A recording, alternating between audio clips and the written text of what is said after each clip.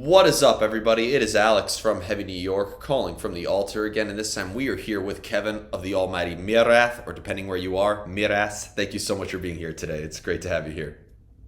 Thank you very much. Yeah, it's so great to have you here. This new album you released, Karma, is really just not just an album, not just a metal album, but it's really an experience. I feel like that this album really flows. It takes you through multiple spaces and times.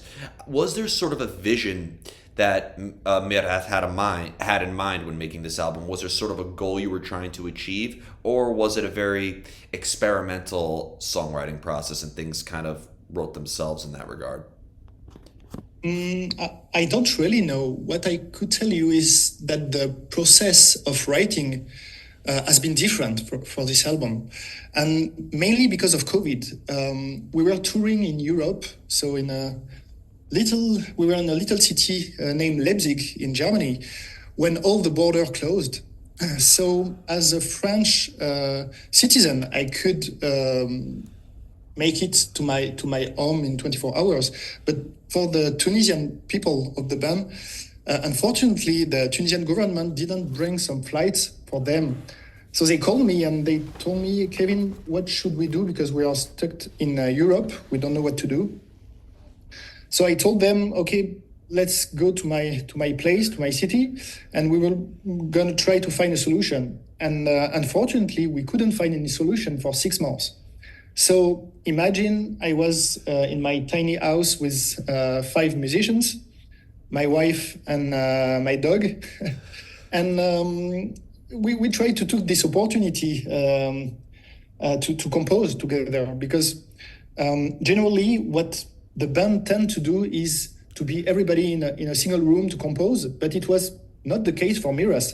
I mean, as I'm French and the guys are from Tunisia, everything has been digital for the previous albums. I was, for example, sending some ideas through Gmail to Zaire or Anis or Malek, and 24 hours later, they come back with an idea, and we go this way back and forth. So a very digital process. But there, here for Karma, because of COVID, we were all together in the same room. And what happened is that it was, I mean, every morning I was waking up and I had in front of me real musicians. And when you have a real musician in front of you, it's 10 times more easier to end with good ideas. And we could try a lot of stuff together. And we ended with a more minimalist approach because the main difference between being alone to compose and being with musician is when you are alone, you try to stack a lot of arrangement on your computer because you want to make it big. But when you have a real musician to play with you the music real time and to try ideas, you can be more minimalist because it's sounding much better, much faster also. And I think that definitely it's because of this process that the music of Myrath evolved a bit. Well, it's funny you mentioned that because every musician I spoke to who made an album during COVID had the complete opposite. They would always say, "Oh, before we would always get together in a room and jam, but this time we had to do everything digitally." For you, it was the opposite. You were doing everything digitally, and then because of COVID, you were all stranded together and made this music. That probably has to make you stand out amongst every band in the world right now. Yes, that's true. That's true. It's just because of the border closing and the Tunisian government who didn't bring some flights because all the government of the world bring flights for the citizens except Tunisia. So Wow, that's absolutely crazy. I can't believe this was already 4 years ago. Time flies, and to still be getting the results of how that pandemic impacted music is incredible. Because what I found so great about this album is that when you look at the singles, for example, like Candles Cry, that to me has like a really good classic rock vibe behind it. Those opening riffs are just really old school, but really fun. But then when you get to tracks such as Into the Light or Let It Go, it really just takes you on this epic journey. And I've noticed that when you listen to albums such as Desert Call or Legacy or Hope, even the first album, like there are many different styles and many different inspirations. Is it fair to say that everybody in Myrath has different sources of inspiration and different, whether it's in metal or outside of metal, even? Yeah, of course. I mean, for myself, I started with classical music, and the first metal band I discovered was Symphonics. Oh, But for the band members, for example, Zaire, it was Metallica and Dio and Megadeth. It was the same thing for Malek. So all the musicians in Myrath have kind of different influences. Of course, they have Tunisian influences also on top of it. And so we try to blend without any ego. I mean, when somebody have an idea and, for example, somebody is not comfortable, we try this idea because it could work. And within Myrath, we end sometimes and almost for all the albums with different songs. I mean, Into the Light, for example, was about doing something very orchestral, and I spent a lot of time doing all the arrangement with the trumpets and the choirs and the violins and this kind of stuff. And for Candle's Cry, we had a minimalist approach, like Malek taking his guitar and trying some 80s riff, and it worked. So we keep it this way. yeah, and that's what I think is extraordinary, because I feel like you kind of are either damned if you do and damned if you don't. If you kind of stuck with a specific style, it could be very repetitive and very cookie cutter. But experimenting too much, you don't want to be directionless and be country and then death metal in the same album. So I think like the bridge that Myrath has is really the best of both worlds. But as a keyboard player, I also play the keys myself. But like I'm not trained in classical music. But I'm wondering too, because when you take a guitar player in a metal band, they could always bend the strings, change the tuning, put different effects pedals on there to really adjust their instrument to make it sound very different. You can do a lot with keyboards, but in the end, a C is a C, an A is an A G is a G, F sharp's F sharp. Like you can't you can't really like bend the note on a keyboard. So I was just always wondering, for a keyboard player in a metal band, is there almost a specific grid that you always have to operate on? Is there almost, for lack of better words, almost kind of like limitations in a way? There is, of course, a limitation because a piano is a piano, as you explained. But A is not often a A. I mean, when, for example, we played with Arabic scales, I needed to adapt some piano parts are not in 440 hertz. It's a little bit lower, so sometimes I detune the piano to make it fit with the violins. But of course, we don't have more option than we have less option than a guitar player. But for example, if you listen to the first song of the album, there is a piano, a keyboard solo into it, and I tried, of course, to use a lot of pitch bend, because pitch bend is the thing that allow a piano player to simulate, let's say, the behavior of a band in a guitar. So we have tools. That's very impressive, because I feel like you could learn any song on a guitar in a way, but you can't learn every song on a piano. I actually am trying to learn a Cannibal Corpse song on the piano. It is doable, but there are certain notes and patterns that just can't be achieved based on what the piano has. So yeah, it's mechanical. Yeah. I mean, but when it comes to your classical background too, because in the end this is all rock and roll that we're dealing with here, I'd imagine classical music, it's such a beautiful music. The fact that it's centuries old and still excellent is it's a testament to how amazing it is. But in the end, there are like a lot of rules in classical music and techniques that you have to follow. But this is rock and roll, so I'd imagine that there's a lot of rule breaking that you have to do as well, right? yeah, and basically I needed to stop classical music to start to do metal music. I mean, classical music, I started piano at the age of 4, which is quite young, and I ended my studying at the age of 14. And it took me maybe 3 or 4 years to be able to digest what I learned and to try to break the rules, because harmonically, classical music is very very close to metal, but when it's matter of composing something, you need to break the rules, because if you want to follow the rules, you will not be able to compose something which is fresh and new. And you need to intellectualize this and understand that technical stuff and harmonic skills are okay to have. It's better. It's best to have harmonical skills instead of not knowing music. But you also need to learn how to forget this those skills if you want to compose. Yeah. But it's good to know the rules before you could break them, of course. Yeah, of course. Because, for example, yeah, let's take the song "Let It Go" or "Into the Light." If you want to make people happy with big orchestration, for example, you need to know what is Lydian mode, for example. And if you don't know what is Lydian mode, it could be difficult to compose in Lydian mode. Yeah. For example. Yeah, Lydian, Aeolian, Locrian mix. So I had if you want to hear a funny story, I had a guitar teacher taught me a way to remember all those modes. Ionian, Dorian, Phrygian, Lydian, Mixolydian, Aeolian, Locrian. It is, I don't particularly like midgets attacking ladies. That's how he taught me to remember those. Oh, that's cool. It's not working in French, but it's cool. Okay, fair enough. I wonder how that would translate.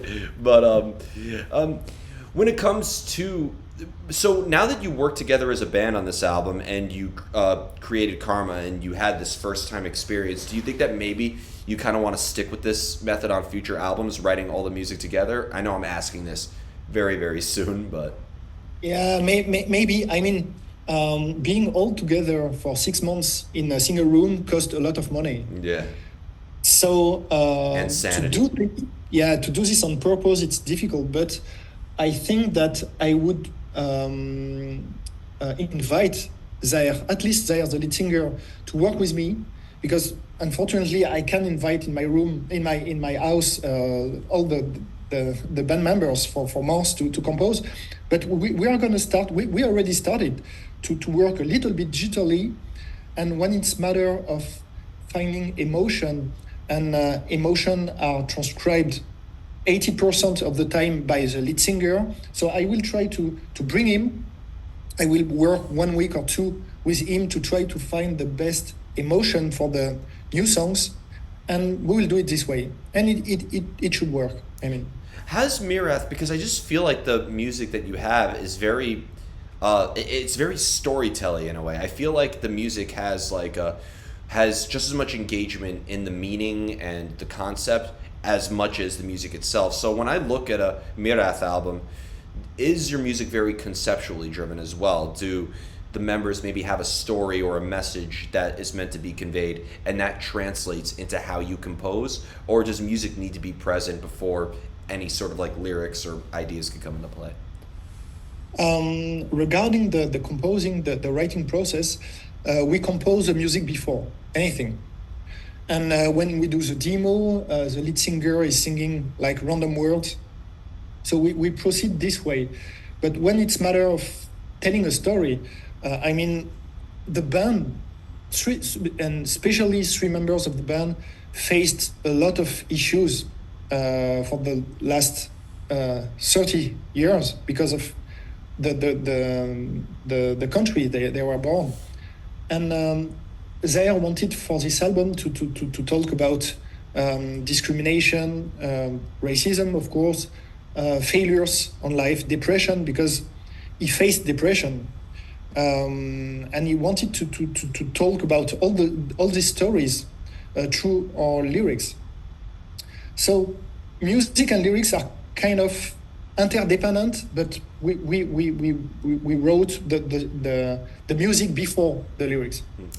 And being that you're based in France, but the rest of the band is from Tunisia, but Tunisia was a part of France for a long time, I'd imagine that it almost feels like it's not, like, I've talked to bands before where they have one member in California and the other member in Germany and then the other member like in Australia, like very different. But I'd imagine that there is fairly a lot of similarities between Tunisian culture and France, because of the history, right? Yeah, of course. And they speak French. I mean, I'm. It's impossible for me to speak Tunisian. It's too difficult, to be honest. I tried, but it's really, really difficult because it's a mix of Spanish word, Italian word, Arabic word, French words, English words. Everything is melt, and it's very, very difficult to speak Tunisian. But yeah, we are kind of close in terms of culture. There are similarity, and I think that helped the band, the French members and the Tunisian members to be together, to understand themselves. Yeah, I think So Tunisia, the the language is almost very similar to Haitian in a way, right? Where it's a combination of like French and Creole and a lot of other different languages. It's kind of like the same case with Tunisia, right? exactly, It, exactly. when it comes to composing melodies in your music as well, because everybody in the band, I feel, I love the vocals of Myrath. I love the symphonic elements. I feel like the guitar work, everything really stands out. I feel like every instrumentation has its own thing that makes it very special. So when it comes to your personal parts that you compose, are you almost writing to better suit the other members to kind of like go along with what they are feeling, or does a lot of the music also come from your own personal emotions and experience? Um, it depends. Let's say that generally for, let's say, 60% of the album, I propose songs to the guys, and which mean I need to play myself guitars, drums, piano, bass, and the vocal line. And on top of this, they try to digest the ideas and to make it better. So generally, to make it, how do we say, logical, and all the instrument to make it to be blend together the right way, I tend to propose everything. Of course, it's not well played because I'm not a good guitar player, but I know the guitar enough to play riffs and to propose the riff to the guitar player.